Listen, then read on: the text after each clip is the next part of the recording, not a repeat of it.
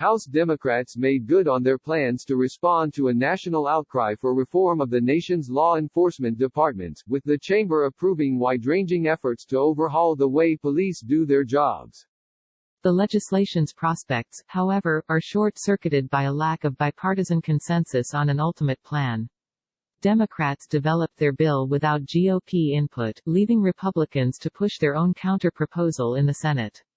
Without any efforts to work on a bipartisan compromise, the issue is likely stalled, potentially until after the fall election.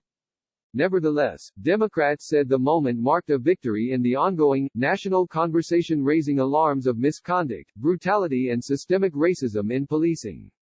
The House approved the George Floyd Justice in Policing Act by a vote of 236 to 181 1 month to the day the bill's namesake was killed. 3 Republicans supported the legislation. Americans from every walk of life and corner of the country have been marching, protesting and demanding that this moment of national agony become one of national action, House Speaker Nancy Pelosi, D. Califf, said from the Capitol's East Front steps ahead of passage. Today, with the George Floyd Justice in Policing Act, the House is honoring his life and the lives of all killed by police brutality, and pledging, never again. Pelosi asked the Congressional Black Caucus to lead the effort on the legislation, introduced 2 weeks after Floyd was killed on May 25 in Minneapolis police custody. Soon after, Floyd's brother, Philonise, testified in a House Judiciary Committee hearing. Buoyed by support from civil rights organizations, Democrats are betting their legislation could get a shot at passage should they perform well in the November elections. Their bill drew most of the caucus's sponsors to ensure floor passage. And it marks one of the most comprehensive efforts in modern times to reimagine law enforcement departments across the country. The measure bans federal police from using chokeholds and other dangerous restraints, as well as no-knock warrants in drug-related cases. It also lowers legal standards to pursue criminal and civil penalties for police misconduct.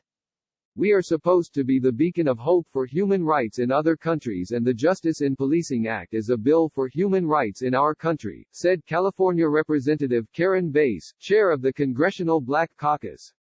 Senate Republicans separately fast-tracked their own plan for police reform, but Democrats blocked the effort from reaching the floor for debate on Wednesday. Due to Senate rules, the GOP needed 60 votes to advance the bill, but in the closely divided chamber they fell short of the support required from Democrats or independents. Democratic leaders there insisted the Republican bill, drafted by the lone GOP black Senator Tim Scott, was not salvageable, so they resisted calls to engage in a process to debate and amend it.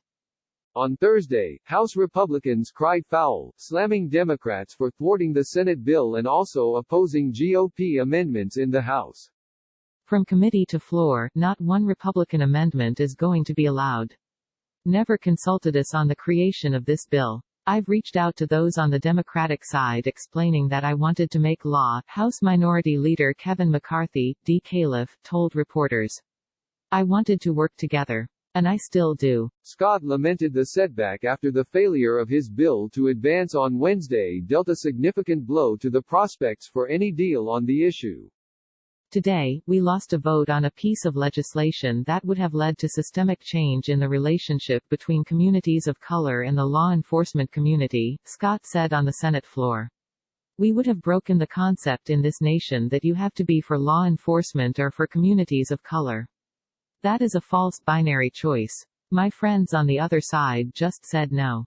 The Senate Republican proposal steered away from outright bans, and changes to the legal shield that protects police from punishment in certain misconduct cases. Instead, it focused on training for de-escalation tactics, new federal reporting requirements and incentives for the use of police body cameras. Scott's bill, which drew most of his chamber's GOP members as co-sponsors, also included several Democratic provisions, such as the creation of a national database to track police misconduct and a provision to make lynching a federal crime. Scott said he had tried to negotiate an open amendment process with Democrats, but they refused, saying there needed to be bipartisan talks on the bill before they could green light floor debate. In the end, only 2 Democrats, Sens. Joe Manchin of West Virginia and Doug Jones of Alabama, and one independent, Angus King of Maine, joined the Republicans in their procedural motion. Democrats insist that public pressure will force congressional Republicans to want to revisit the issue and move forward with a bipartisan measure.